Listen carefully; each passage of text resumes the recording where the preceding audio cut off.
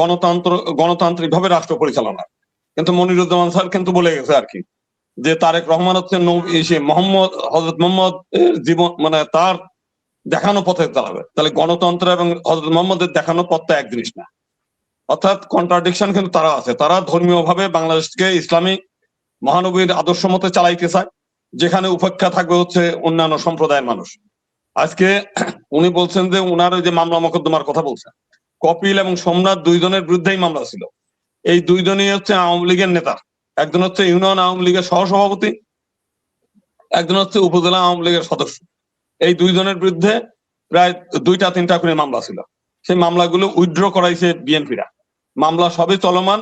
একটা ওই থানার ওসি কে দিয়ে ওই একটা সম্পূরক একটা কি যেন যে নতুন আইন করছে না, একটা চিঠি দিয়ে ওই দুজনটা, হ্যাঁ ওই দুজনটা অন্তর্বর্তী ফাইনাল রিপোর্ট ওই দুজনের অন্তর্বর্তী ফাইনাল রিপোর্ট দিয়ে তারপর দুইজনের নমিনেশন দিয়ে পাঠাইছে আর কি। তো এই ধরনের মামলা নাই করলে তো হবে না। এই দুইজনের বিরুদ্ধে মামলা, বহুজনের বিরুদ্ধে মামলা। আজকে আমরা যেটা বলতে চাই আর কি, যে আমরা মামুন স্যার যেটা বলছে যে 71 সালে আমরা গণতন্ত্র ফেরানোর জন্য চেয়েছি, কিন্তু শুধুমাত্র হিন্দুদের সম্পত্তি এনিমি হয়েছে। রাজাকার, আল বদর, আল শামস যাদের সম্পত্তি এনিমি হওয়ার কথা ছিল তাদের কিন্তু হয়নি। আজকে সংখ্যানুপাতে হিন্দুরা প্রায় 24 জন এমপি পায়। সেই হিন্দুদের কিন্তু সেই 24 জন এমপি এরা কিন্তু করে নাই, 2 জন মাত্র। এক পার্বত্য চট্টগ্রামে ওরা তো বৌদ্ধ আর একজন খ্রিস্টান। আর হিন্দুদের মধ্যে 2 জন, নামে মাত্র 2 জন, তাও 2 জন অস্বীকার করে যে আমরা হিন্দু না। তো এই হলো অবস্থা। তো সেইখানে আজকে ইনকিলাব জিন্দাবাদ এগুলো তো বাংলা ভাষার মধ্যে আরবি ফার্সি বহু মানে শব্দ আছে, যেমন মামুন স্যারের নামটাও তো আরবি, অথবা যে আমাদের মনিরুজ্জামান স্যারের নামও তো আরবি, তারা তার বাংলা নাম না। তো এগুলো চিরকালই ছিল। ইনকিলাব পত্রিকাটাও তো দীর্ঘদিনের, আমাদের এখানে ইনকিলাব পত্রিকা আছে, ইনকিলাব জিন্দাবাদ। আমরা জিন্দাবাদ শব্দটাও তো বাংলা না।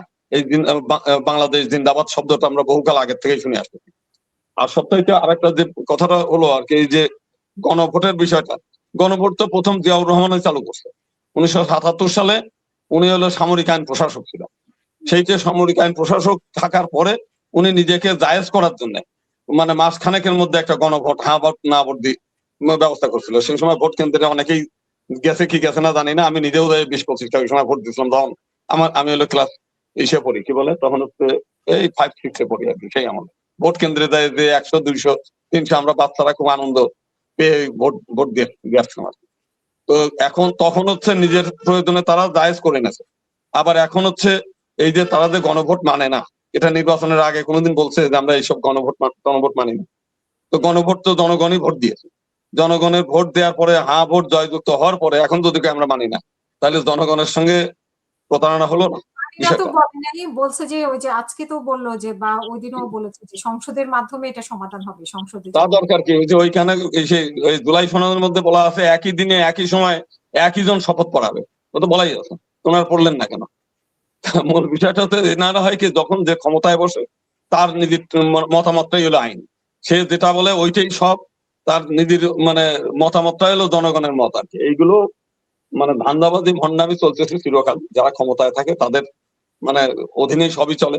আজকে বিচার বিভাগ স্বাধীনতার কথা বলতেছে ওনারা, তাহলে যে বিচারক নিয়োগের সময় দলীয় ওনারা বলুক যে আমার দলের কোনো কর্মীকে আমরা বিচারক নিয়োগ দেবো না, এটা বলতে পারবে? তা তো পারবে না। দলের সমস্ত বিচারক নিয়োগ হবে তার দলের লোক, তো তারা ন্যায় বিচার করবে কিভাবে? এই থাকবে সেই হিসেব হবে কিভাবে? দলীয় লোক আপনার উস্তে যতবারই আপনি কসলাইয়া ধন, ও তৃতীয় থাকবেই কিছুটা। আপনি একজন লোককে যখন বিএনপি নিয়োগ দেবে তখন তার বিএনপির প্রতি আনুগত্য তার থাকবেই। একজন লোককে যখন আওয়ামী লীগ নিয়োগ দেয় তখন তার মধ্যে আওয়ামী প্রীতি থাকবেই।